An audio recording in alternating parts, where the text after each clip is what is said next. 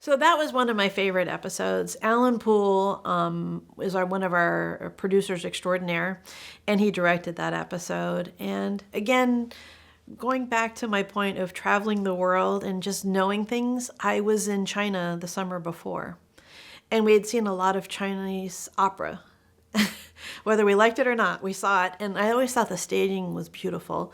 So when I came back that season, he had written an opera episode called, it was Turandot, and it was Nobody Sleeps is the song, and he wanted to kind of make it feel like, this lighting director and lighting designer were a couple, and one passes away, and he does a tribute funeral to him. And I'm like, oh my God, this is going to be amazing.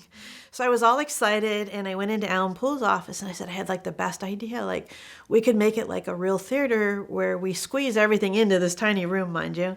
And we have like a scrim, and then you light through it, and then you see the casket and the choir boys marching, and it all fits to kind of what the opera really is, because I did a lot of research on that opera.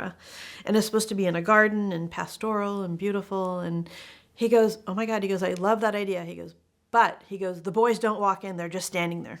I'm like, really? That's it? And he goes, yeah, let's do it. And so I said to him, I go, when you do theater lighting, it's a little bit different than, what our lighting crew would probably do.